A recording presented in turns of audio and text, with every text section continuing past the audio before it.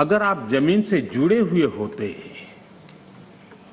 अगर आप जनता के बीच में रहते होते, तो जरूर ये चीजें नजर आती, दिखाई देता। लेकिन दुर्भाग्य ये है कि आप में से बहुत लोग ऐसे हैं जिनके सुई कांटा 2014 में अटका हुआ है और उससे वो बाहर ही निकल नहीं पाते हैं और उसका नतीजा भी आपको भुगतना पड़ा है। आपने जो अपने आप को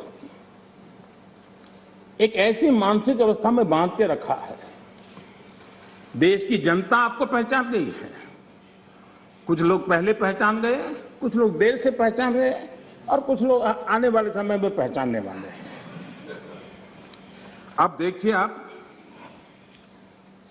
जब इतना सारा लंबा उपदेश देते हैं तब भूल जाते हैं 50 साल तक कभी आपने भी देश में यहां बैठने का सौभाग्य प्राप्त किया था। और क्या कारण है कि आप सोच नहीं पाते।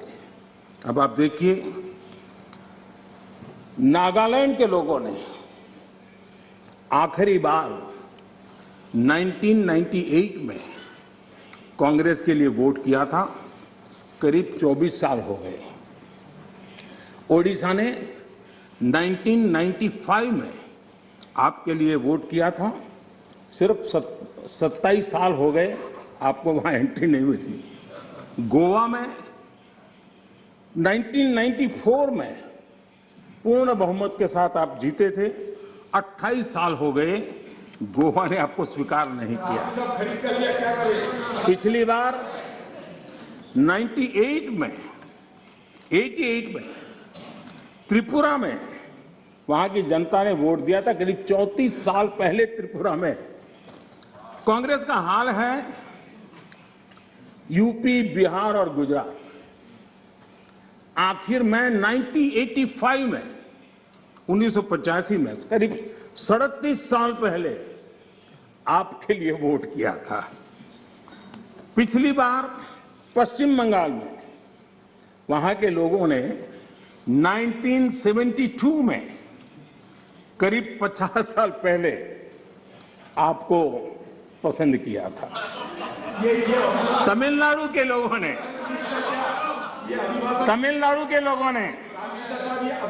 प्लीज तमिलनाडु, मैं इसके लिए सहमत हूं। कागज लेके बाद में बोल लेना। अगर आप उस मर्यादा का पालन करते और इस जगह का उपयोग न करते, और बड़ा दुर्भाग्य है देश का कि सदन जैसी पवित्र जगह देश के लिए काम आनी चाहिए, उसको दल के लिए काम में लेने का जो प्रयास हो रहा है, और उसके कारण जवाब देना हमारी मजबूरी बन जाती है।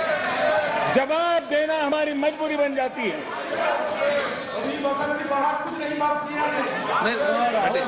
माननीय अध्यक्ष जी, तमिलनाडु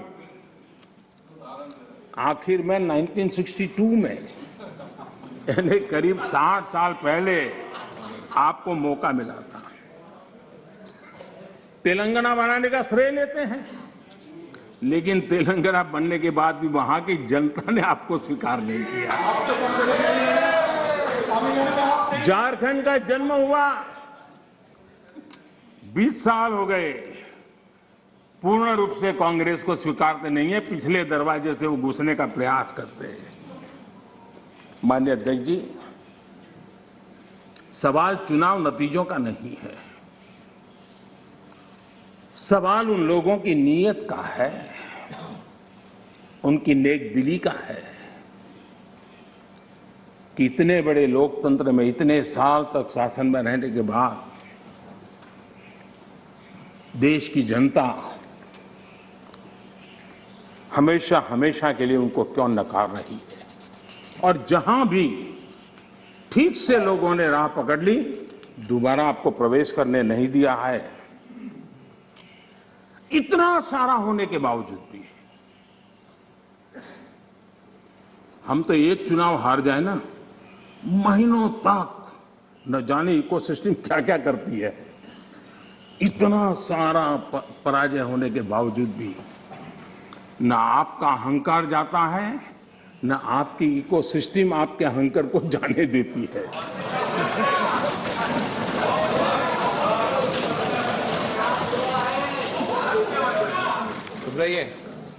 इस बार अधीर रंजन जी बहुत सारे शेर सुना रहे थे। चलिए मौका मैं भी ले लूं। और जब अहंकार की बात मैं कर रहा हूं तब तो मुझे कहना ही पड़ेगा,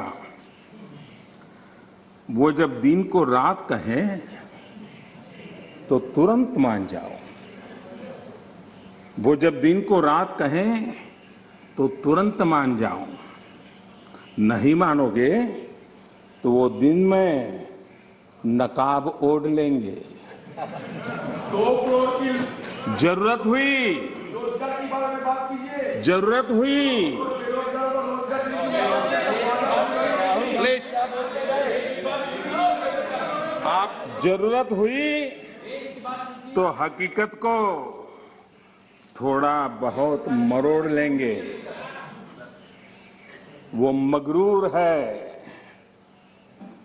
खुद की समझ पर बेइंतहा।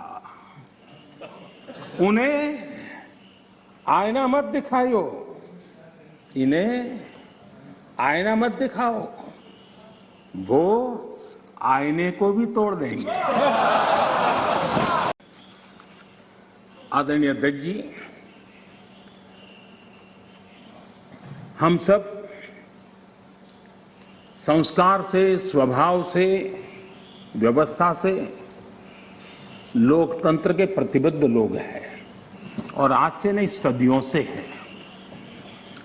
लेकिन ये भी सही है,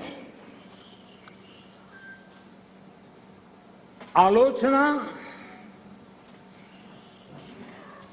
ये जीवंत लोकतंत्र का एक आभूषण है। लेकिन अंध विरोध ये लोकतंत्र का अनादर है। सबका प्रयास, इस भावना से भारत ने जो कुछ हासिल किया है, अच्छा होता उसे खुले मन से स्वीकार किया गया होता, उसका स्वागत किया होता, उसका गौरवगान करते। बीते 2 सालों में 100 साल का सबसे बड़ा वैश्विक महामारी का संकट पूरी दुनिया की मानव जात झेल रही है।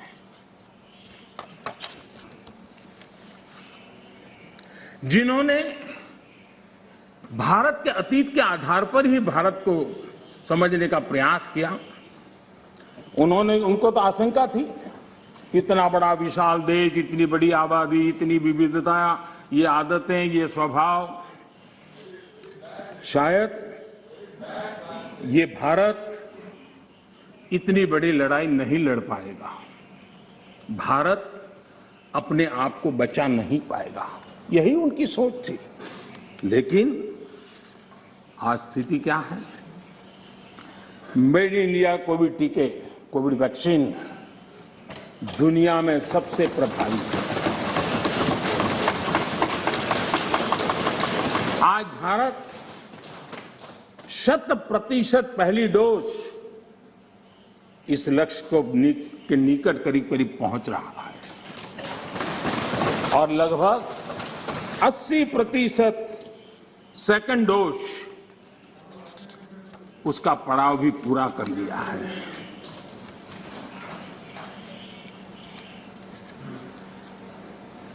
माननीय अध्यक्ष जी, कोरोना एक वैश्विक महामारी थी,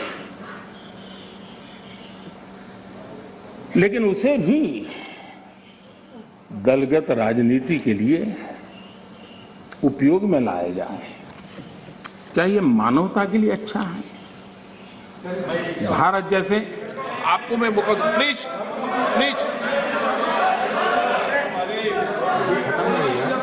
माननीय अध्यक्ष जी, मैंने प्लीज अधीर रंजन जी, आपको पर्याप्त समय प्राप्त माननीय अध्यक्ष जी,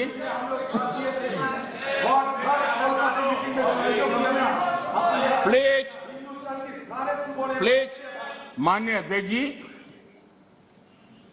मैंने तो किसी का नाम नहीं दिया।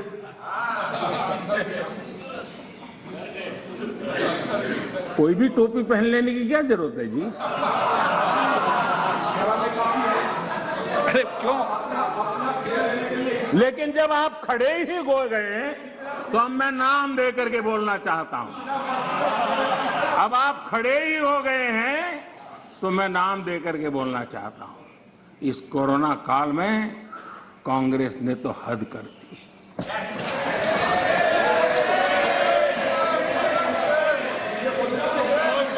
पहली लहर के दौरान मौका दूंगा आपको, प्लीज।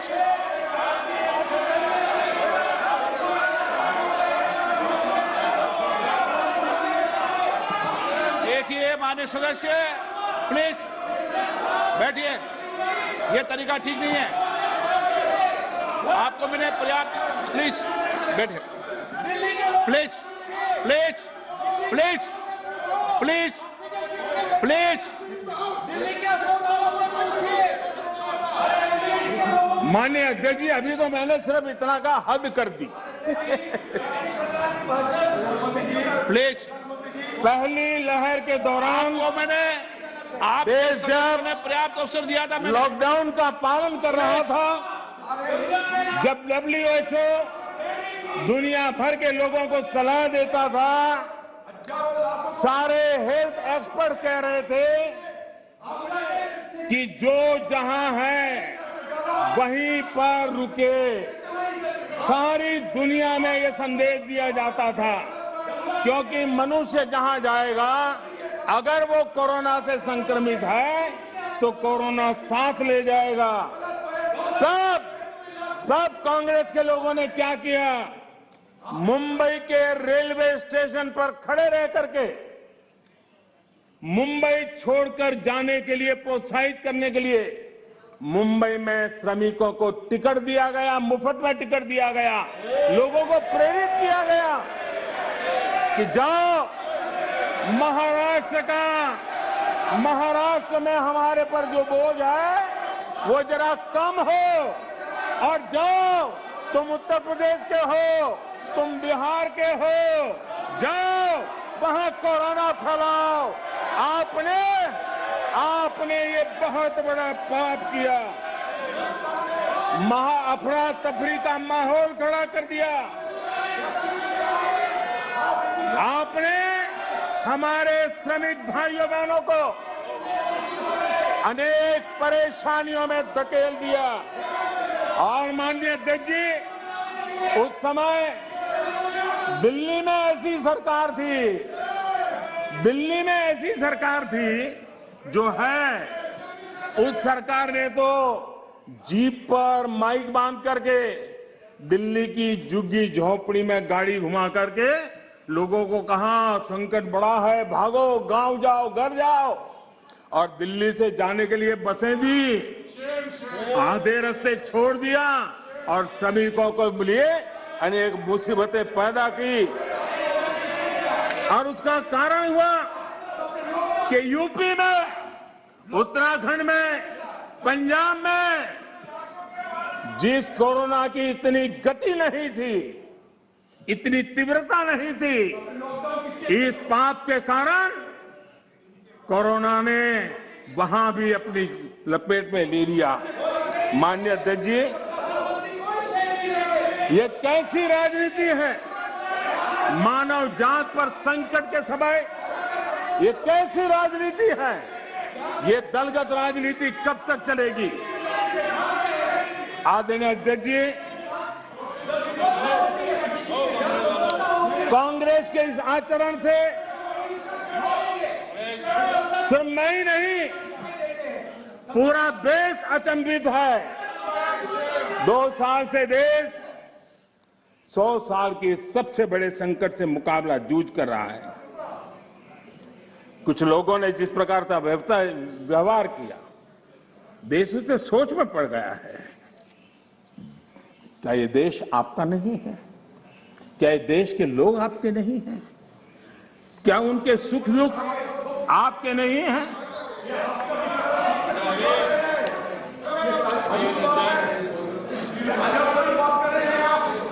इतनी बड़ी संकट आया, कई राजनीतिक दल के नेता जरा आत्मनिरीक्षण करें।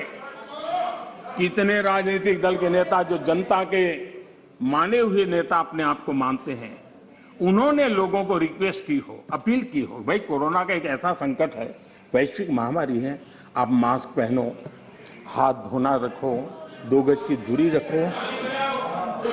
कितने नेता हैं? क्या ये बार बार देश की जनता को अगर कहते तो उसमें कोई बीजेपी की सरकार को क्या फायदा होने वाला था? मोदी को क्या फायदा होने वाला था? लेकिन इतने बड़े संकट में भी इतना सा पवित्र काम करने से भी चूक गए